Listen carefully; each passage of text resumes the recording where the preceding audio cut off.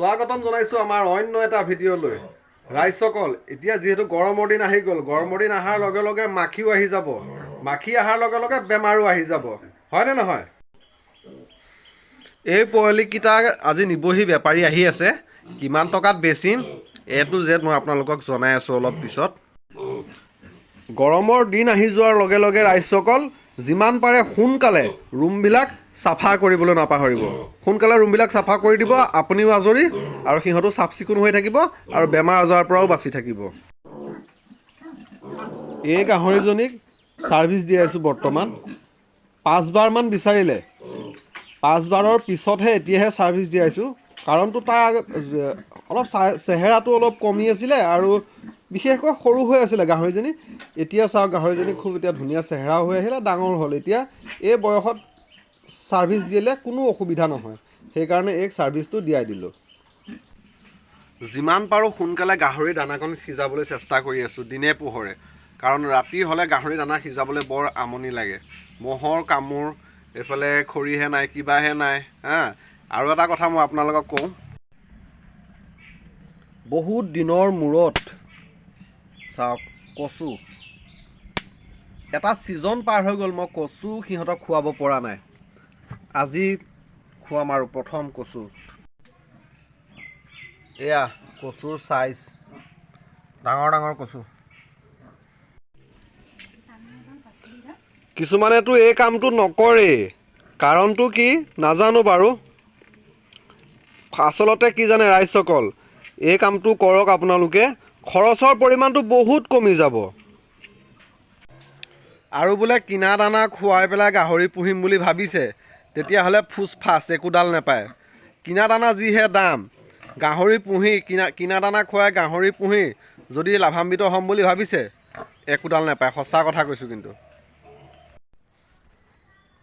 উদাহৰণস্বৰূপে মই কেইটামান কথা আপোনালোকক মই বুজাই দিব বিচাৰিছোঁ।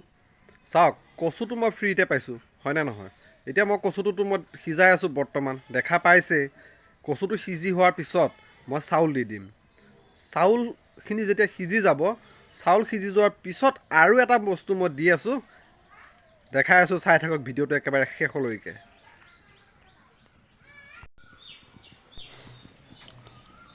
কচু সিজিছেহি আৰু বেছি সময় নাই আৰু। এতিয়া চাউল দিব হৈ গ'ল।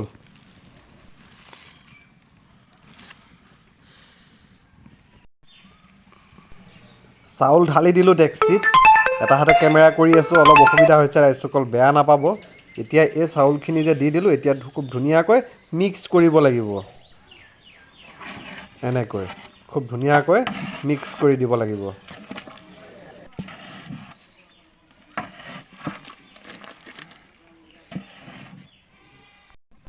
আৰু এইটো হৈছে পালিচ। এই পালিচটো এতিয়া চাউলটো সিজি হৈ গ'ল, এতিয়া পালিচটো দিবৰ সময় হৈ গ'ল। একেবাৰে ফিনিচিং টাইমত এই পালিচটো ঢালি দিলোঁ। ঢালি পেলাই এই পালিচটো এতিয়া খুব ধুনীয়াকৈ মিক্স কৰিব লাগিব, ভালকৈ মিক্স কৰিব লাগিব, নহ'লে লাডু লাডু হৈ থাকিব। অলৰেডি দানা বনাই কমপ্লিট হৈ গ'ল। এইয়া চাওক কিমান ধুনীয়া হৈছে দানাখিনি। বেপাৰী আহি অলৰেডি পোৱালি লৈ গ'ল, কিন্তু মই আপোনালোকক ভিডিঅ' আকাৰে মই দেখাব নোৱাৰিলোঁ, বেয়া নাপাব। কিয় আপোনালোকে জানেই মই অকলশৰীয়া মানুহ, মই পোৱালি ধৰি পেলাই বেপাৰীক দিম নে মই কেমেৰাই কৰি থাকিম, অসুবিধা হয়। সেইকাৰণে মই এইমাত্ৰ বেছি সময় হোৱা নাই যোৱা, তো পোৱালি নিলে 4,500কৈ পোৱালি নিলে, 4টা পোৱালি নিছে। এটা পোৱালি অলপ সৰু আছিলে কাৰণে 100 টকা এটা কমাই দিলে, মানে 4,400 টকা দিলে, সিমানেই। আৰু দানাৰ বিষয়টো মই আপোনালোকক গোটেইখিনি দেখাই দিছোঁৱেই ভিডিঅ' আকাৰে, যিমানখিনি পাৰিছোঁ। অকলশৰীয়া যিহেতু কেমেৰা কৰি থাকি আকৌ দেখাই থাকিবলৈ অকণমান অসুবিধা হয়, তথাপিও যিমানখিনি পাৰিছোঁ দেখাইছোঁ আপোনালোকক। বাৰু ৰাইজসকল, ভিডিঅ'টো চাই কেনেকুৱা হ'লে জনাবলৈ নাপাহৰিব, আৰু ভাল পালে লাইক কমেণ্ট শ্বেয়াৰ সকলো কৰি দিব। ধন্যবাদ। আৰু ফেচবুকত যিসকলে চাই আছে, ফেচবুকৰ পেজটো ফ'ল' কৰি ল'বলৈ নাপাহৰিব দেই। ধন্যবাদ।